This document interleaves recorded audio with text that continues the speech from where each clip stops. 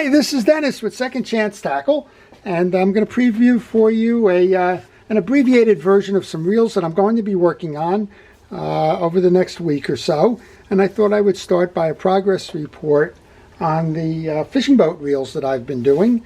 I've had 3 boats reels in recently. Each one of them were about 30 to 35 reels or so. One case there was slightly more, but I'm down to about 6 on the last batch of all of those reels, and there's 2 that I think I'll do some videos on just because they're kind of unique. They're not typically used on a boat, but they found their way onto them. These are charter boats or rental rod type reels, and I don't believe I have these in my library, so I'm going to make sure that I do these so that folks that have these reels can learn how to take them apart and service them themselves. And or if they're considering buying one, then certainly you'll get to see the internal work on these, how the reels are set up, and how to service them. And the first one is a Penn Warfare. It's the 20 LW level lined. Seems to be working okay, but this free spool is the issue, right? It's not going into free spool, so I'm not quite sure why that is, but we're going to take that apart and we're going to figure it out. Probably a broken spring.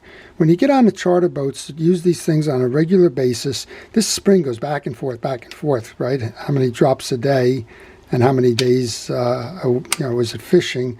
And that spring tends to break, and when it breaks, you lose that function in terms of the free spooling.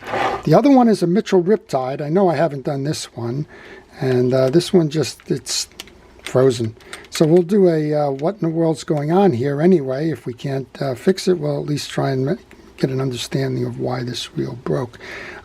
Some of you still wonder about why these things get painted. Well, a lot of charter boats will use a spray paint or something to identify their reels. That way they don't walk off the boat. And if you get what I mean there, there's a lot of customers that might rent a rod and reel and just decide to take it home with them. Well, in this case, this reel gets spray painted so that the mates can notice on the way out whether one of those is walking off the boat. So those are 2 of only about 6 reels left in that set. The rest of them all have been repaired and moved on their way. Okay, next one we've got coming in from Arizona, and this is from Jennifer. Let's see what we got in here. So what we have is looks like a 309 Penn.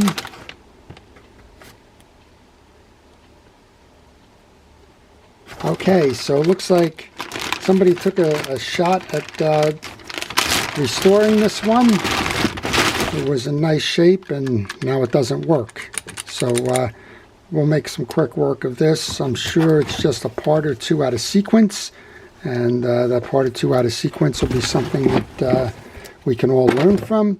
As I mentioned when we do this initially, we want to make sure that as we do the work on these reels, that we take pictures along the way.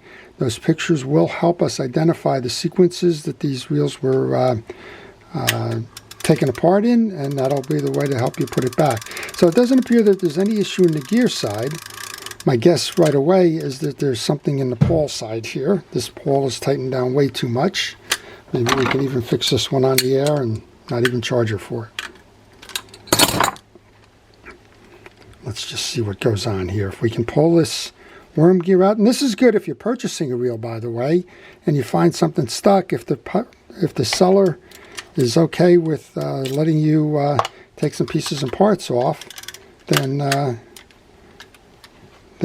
go do that for a further test. Well, it's not in the pawl system.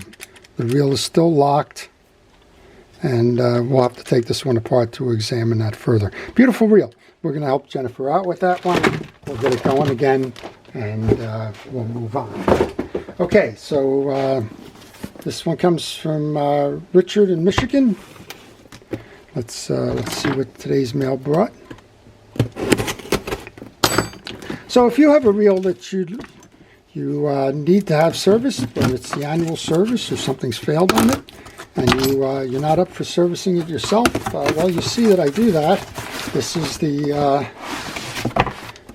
mail order version of the reels that I get into my shop. And I am always happy to try and fix these reels and get them going again. That's the whole notion of a second chance. Okay, well, this one is a Shimano Bait Runner 6500. I'm not sure what, if anything, is wrong with this, or if it just needs a good cleaning. Seems like we have the trip on it and all, so we're going to make sure that this gets tuned up and goes fishing again. I've done the videos on the 6500. If you search my library on YouTube, you'll see it, and it's pretty extensive in terms of how to take it apart and service it. As a bait runner goes, it's probably my favorite bait runner. I think that it's very well designed, and it's one that will last for a long time if you keep it just serviced properly and greased and clean. So there you go. And then the final one's coming in from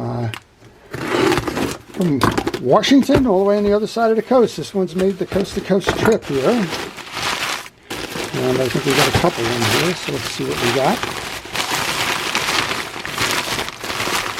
Well, the first one is a Penn. It's a 209. It's the Penn Pier 209. Something about the drag. Quickly scanning that one.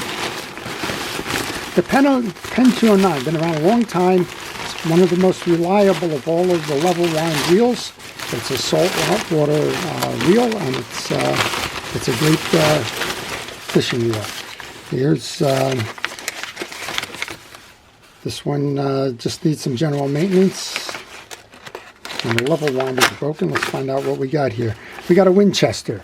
So the level wind is broken, and that's a problem because the parts are not available for that. So we're going to have to figure out what they want to do with it. Now, the way that this case is actually set up, it's kind of plugged here. This would be one which is a candidate to remove the line guide and to continue to fish this reel as a conventional reel rather than a level wind reel if the parts are not available. And we haven't talked much about doing that, but I get that question all the time. What you would do is you'd have to take the entire reel apart. You remove this from the bar assembly, but you leave the worm gear and you leave the shield in place. That way you don't get water intrusion in the reel, and you can continue to fish this one as a conventional reel. But hopefully it's something more than just a broken idler gear or something which would not be available. Okay, there's one more here. It's a shame. Those Winchester reels are very nice. I actually had one for a while that I used to enjoy fishing with. And then I just moved on to some other things, maybe a cow cutter or something. Okay, and then this is another 209 coming in. And I think if I remember, he uses these for the salmon runs. But the 209s, as opposed to that Winchester, the 209s have the parts available. And if you use Mystic Parts, I know everybody asks me every now and then about sources for pieces and parts. Well, mysticparts.com is an authorized Penn parts reseller, and parts are available from them if you do run into a problem like the line guide or something like that. So those are that's a quick preview. I got some finishing things with the Mitchell Riptide and the Penn Warfare. We'll take that Winchester apart. We'll contact them, find out a little bit more about what the issue is. I'm going to tune up the Bait Runner 6500, but we won't do a video on that one because it's already been done. So I hope you've enjoyed that preview. If you want to see one of these that I don't plan to do, please let me know, and I'll see if I can work that into to my work for the week. So this is Dennis with Second Chance Tackle, wishing all of you a great day and thanking our first responders for everything it is that they do. Have a fantastic day.